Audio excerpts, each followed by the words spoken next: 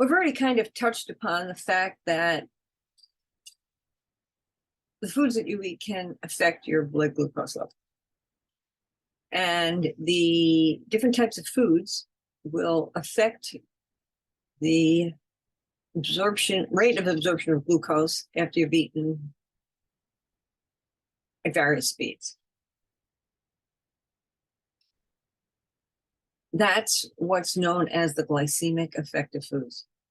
So it'll affect how high your blood glucose rises, and also will impact how long it takes to return back to its normal level. So the glycemic index is the measurement that we will use to classify foods according to their potential for hiking your blood sugar levels. Spit it out. Low glycemic index foods are super important because look at what they do. They have a slower absorption rate. They will reduce the rise in blood glucose levels, and they will have a smooth return to normal blood glucose levels. So there won't be any huge spikes and then sharp drop-offs. When you're consuming high glycemic index foods, they cause fast absorption and a much higher surge in your blood glucose levels. There is also an overreaction when your blood glucose levels are trying to return to normal, which means that the blood sugar levels will drop below normal levels, giving you potentially hypoglycemic-like symptoms. That's not something that you want.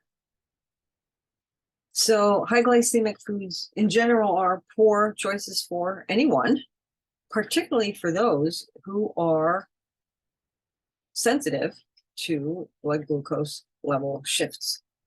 If you're diabetic, you're hypoglycemic, you want to avoid these foods. Great video. Make sure you watch that. Yep. Potential questions on your assessment.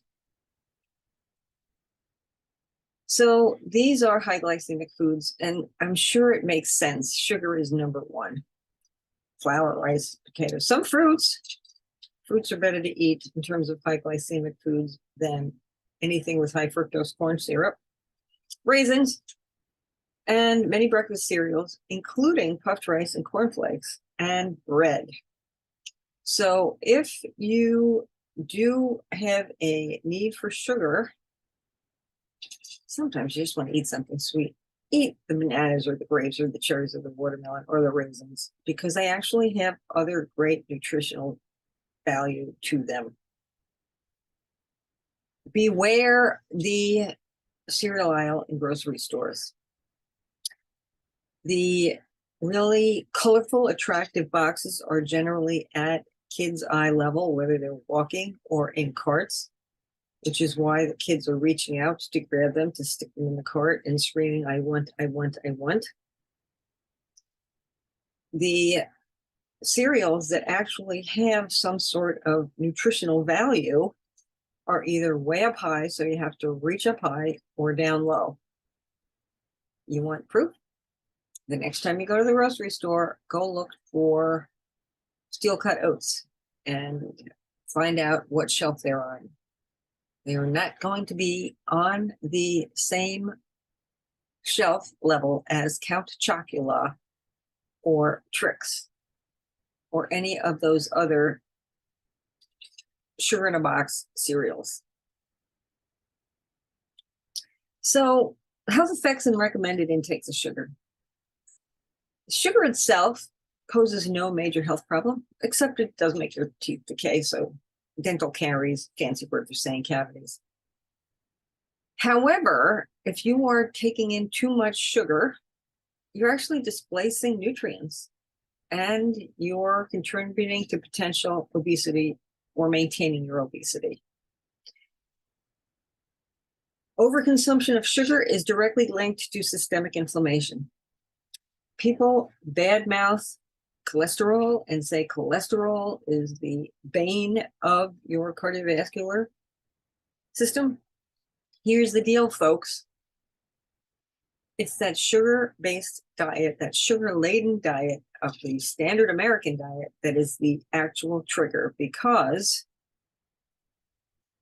once you're consuming a lot of sugar, you end up with systemic inflammation. And when you have inflammation in your blood vessels, that cholesterol is much more likely to plaque, causing plaque, which is a link to cardiovascular disease. So the triggering problem is not the cholesterol, it is the consumption of sugars. And in fact, your liver makes 80% of the cholesterol in your body. So think again about calling cholesterol an evil demon. Better sources for sugars are those that are naturally occurring: fruits, vegetable, and milk. Not a huge fan of milk, but okay, you can drink it if you need to. Fruits and veg are a better option. And consuming foods with those added sugars really should be limited, and you need to cut back on those. So, all the joy of empty calorie foods, cake, soda, candies, got a lot of glucose, get a lot of energy from those, but there's really no other anything that has nutritious value in them. So when you're looking at whole grains, you're looking at legumes, vegetables, fruits, they contain some natural sugars, and they have a whole bunch of, they have a plethora of other nutrients, vitamins, minerals, fiber, yum. And starch and fiber will deliver their glucose along with protein, vitamins, and minerals. We already talked about the vitamins and minerals. We haven't talked about protein. So, sugar causes obesity. Is that true? Sugar is high, food high in sugar is usually high in fat. So the idea that if you chow down on sweets, you're going to stimulate your appetite and you're going to overeat, no research proves that in. Sugar causes heart disease. It can alter blood lipids to favor heart disease. It can also trigger systemic inflammation, but you have to look at the whole picture, right? Total fat, saturated fats, obesity. The big ones, I would say, are added sugars and saturated fats, depending on where they come from, and definitely obesity. And we'll talk about the different types of cholesterol when we get to the fats and lipid portion. Now, there are some other accusations against sugars. So, I don't know if you've ever been in a classroom with kids who have just eaten birthday cake or a lot of candy after Halloween. So,